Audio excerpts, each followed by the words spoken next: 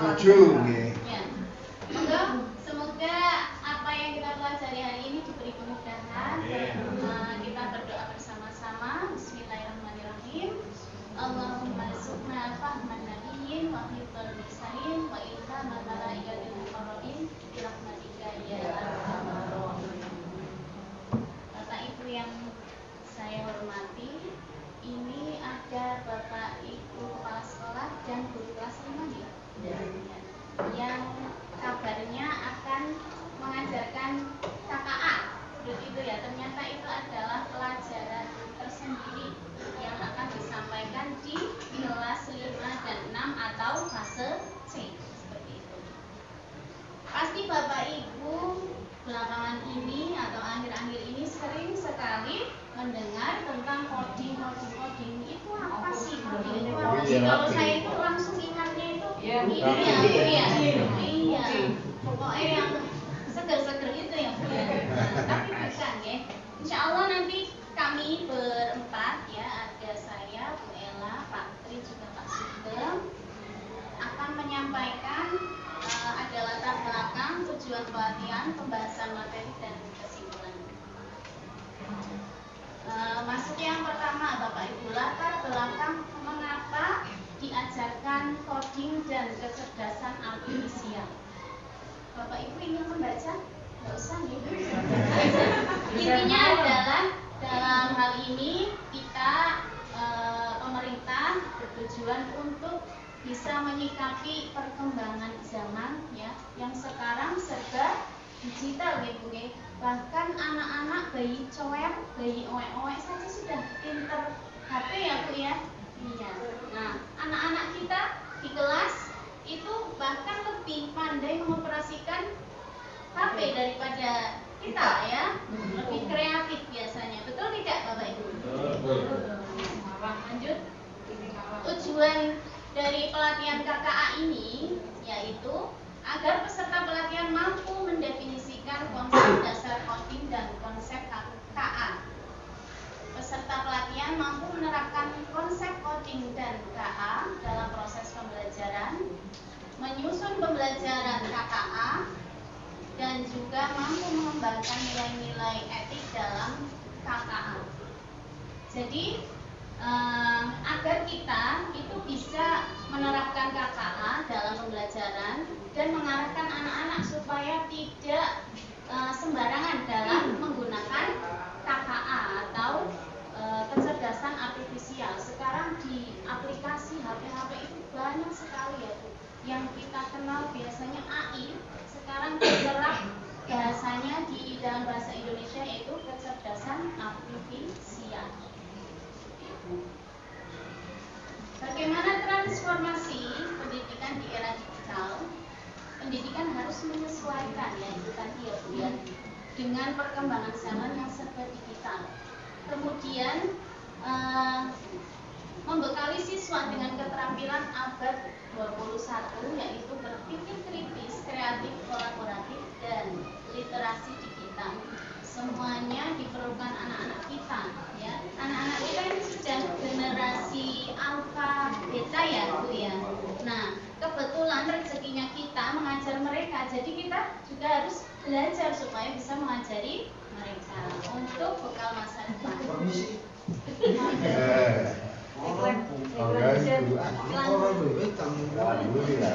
Mas, kamu lanjut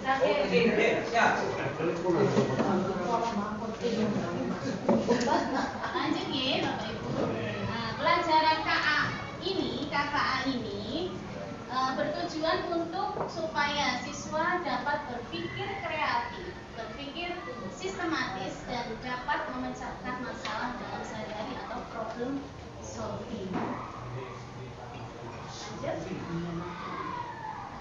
Rasional pembelajaran coding dan KA di sekolah. Kenapa sih di sekolah SD masih SD harus ada pelajaran KA, harus ada pelajaran komputer? Supaya menyiapkan SDM unggul di era revolusi industri. Itu bacanya apa Bapak Ibu? 4.0 pinter tulis saya dan Society 5.0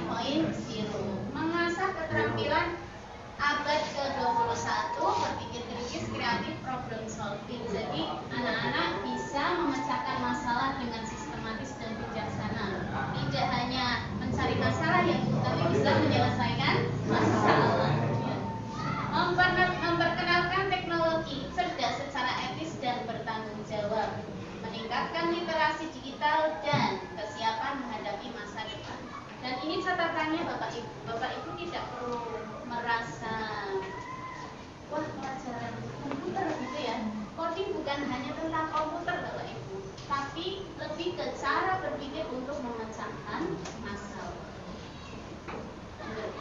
Nah, sesuai dengan peraturan Menteri dalam untuk pendidikan dasar dan menengah, itu elemen mata pelajaran coding ini diantaranya ada berpikir, komputasional, algoritma dan pemrograman dasar, literasi digital dan etika teknologi, pengenalan kecerdasan artifisial, proyek unplug dan plug coding.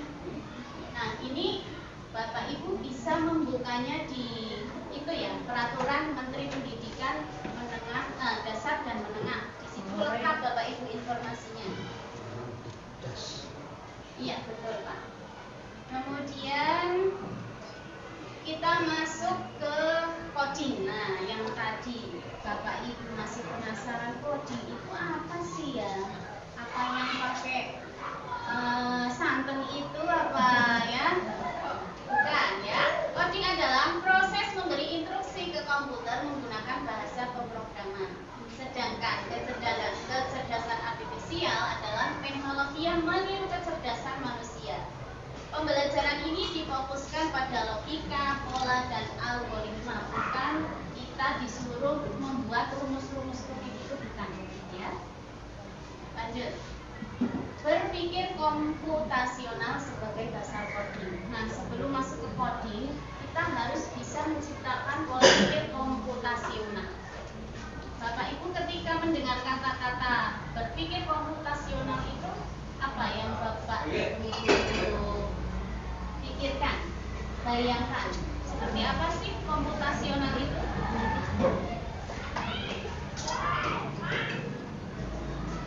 Ingatnya pasti komputer ya? Iya. Manusia diminta berpikir seperti komputer. Komputer itu bekerjanya seperti apa Bapak Ibu? Cepat ya, apalagi tepat ya Bu. Kemudian efektif, cepat, efektif, efisien ya. Manusia juga harus bisa berpikir secara seperti komputer. Padahal komputer sendiri yang menciptakan manusia ya. Berpikir komputasional merupakan kemampuan menyusun solusi masalah secara logis dan sistematis sehingga dapat diproses oleh manusia dan komputer.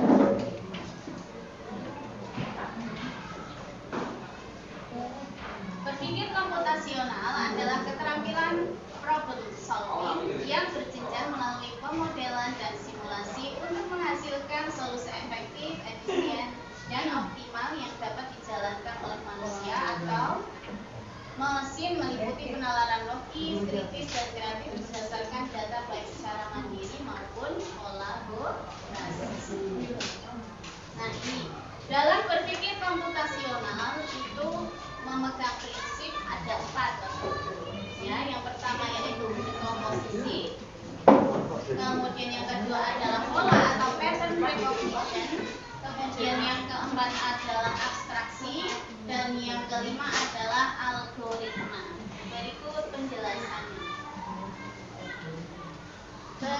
Yang pertama yaitu dekomposisi, yaitu proyeknya ke dalam contoh-contoh gerakan suara, karakter, dan efek. Kemudian pengenalan pola menggunakan kode loop atau pengulangan, menghindari penulisan kode yang tidak efisien. Kemudian abstraksi menggunakan blok kode yang sudah ada agar kode lebih ringkas dan mudah dipahami. Kemudian berpikir algoritma, menulis kode dan urutan logis sehingga program dapat digunakan sesuai dengan instruksi. Kalau yang biasa kita gunakan atau biasa kita jumpai itu biasanya algoritma ya Bapak Ibu. Itu adalah urutan langkah. Misalkan urutan membuat nasi goreng, gitu ya. Pertama siapkan dulu nasinya dulu Bapak Ibu ya. Kalau tidak ada nasinya nggak bisa digoreng. Masak. Kemudian iya bahannya dulu, bumbunya, alat dan sebagainya. Nah itu namanya algoritma. Kalau algoritma urutan langkahnya benar, maka hasilnya juga akan benar. Lanjut. Iya betul. Karena KKA ini iya sangat dekat dengan matematika, makanya di dalam peraturan menteri tadi kan masuknya ke dalam ruang lingkup matematika, yaitu teknologi. Ya lanjut ya Bapak Ibu, kegiatan coding ya yang di dalam kelas yang bisa diterapkan dalam kelas itu tidak melulu harus menggunakan komputer ya. Bapak Ibu itu bisa menggunakan ada dua cara ya Bapak Ibu. Nah, ada coding plug yaitu yang menggunakan perangkat komputer. Kemudian coding unplug atau yang tidak atau tanpa menggunakan alat digital. Nah, kegiatannya apa? Kalau yang plug itu otomatis kita akan akrab dengan yang namanya web, aplikasi seperti itu. Di Google banyak sekali, antaranya ini yang biasa saya gunakan itu yang Blocky ya. Di situ kayak apa? Mencocokkan pola seperti itu. Anak-anak jadi kreativitasnya itu ada di situ. Kemudian bermain game itu termasuk dalam coding. Coding yang unplug. Nah, ini Bapak Ibu bisa terapkan kapan saja kalau seperti ini. Tinggal menyiapkan LKPD misalnya. Misalkan melakukan aktivitas dekomposisi, bermain melanjutkan pola, bermain memilah benda sesuai bentuknya, kemudian mengurutkan langkah-langkah. Nah ini contoh kecilnya tadi, misalkan anak-anak disuruh diskusi bagaimana cara membuat jus, bagaimana cara membuat nasi goreng, bagaimana cara membuat kopi dan sebagainya. Ini yang sering dipraktekkan di kelas ya. Lanjut. Ini gambaran kalau coding menggunakan digital, plug ya, Bu ya. Ini aplikasinya. Lanjut. Nah, seperti ini kalau yang unplug. Biasanya anak-anak senang sekali ini. Mencocokkan ya, ada mengurutkan kata, memilah informasi, melanjutkan pola. Nah, ini diskusi misalkan membuat jus nada, salah diskusi. Nah, ini yang terakhir, 3 konsep alur logika dalam pemrograman dan berpikir komputasional. Yang pertama yaitu sekuensial atau urutan langkah. Lanjut. Kemudian percabangan atau tracing. Yang ketiga, perulangan atau looping. Ya. Ini sudah sampai di modul 1 dan 2 ya Bu. Jadi di pelatihan KKA kami itu mendapatkan 5 modul ya. Tadi yang barusan saya sampaikan adalah modul 1 dan 2, pengantar dan juga tentang berpikir komputasional. Nah, nanti selanjutnya untuk modul 3, 4 dan 5 akan disampaikan oleh rekan-rekan saya, ada Bu Ella, Pak Tri dan Bu Sugeng. Dari saya cukup sekian. Mohon maaf apabila ada kekurangan. Assalamualaikum warahmatullahi wabarakatuh.